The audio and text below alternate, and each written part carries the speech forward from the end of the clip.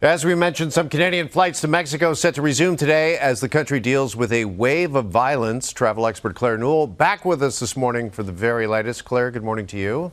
Good morning, Jeff. Well, what a difference a day makes, because as of right now, all of the Canadian airlines have resumed service to Puerto Vallarta after 2 days of them being suspended. So safety would have been the top priority. The Canadian government and the airlines being very careful, but they monitored the situation yesterday, as did I. We've got friends down there, clients, I've got agents down there, and it was calm. And so I think once rideshare and taxis started to resume, what people need to remember, Jeff, is that these flights, unless you changed your plans and took advantage of the flexible booking policy, you're set to go.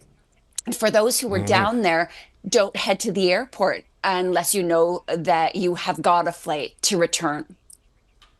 Right. Okay. Some good advice there as flights resume today. Let's talk about the government, who says that more than 26,000 Canadians in Mexico, Claire, they have registered with them. What is the latest advice from Global Affairs Canada?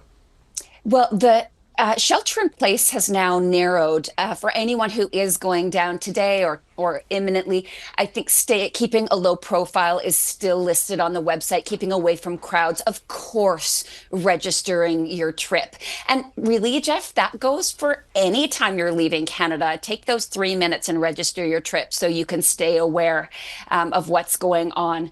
But thank goodness things have calmed and that those flights are going.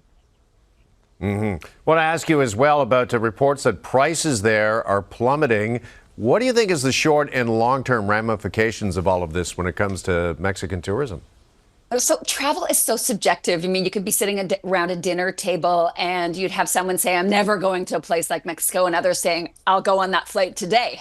And so for people, there's always a knee-jerk reaction when we see this type of incident, and there will be potentially some I don't think it'll last very long. We've had a very tough year for sun destinations with the hurricane in Jamaica shuttering some hotels still, the fuel crisis in Cuba, which was just 2 weeks ago, and people rebooking.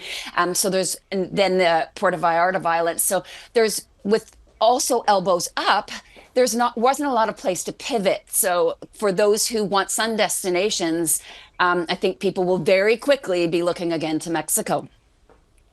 All right, Claire Newell for us this morning. Claire, appreciate this update on this important story. Thank you so much. Good to see you as always.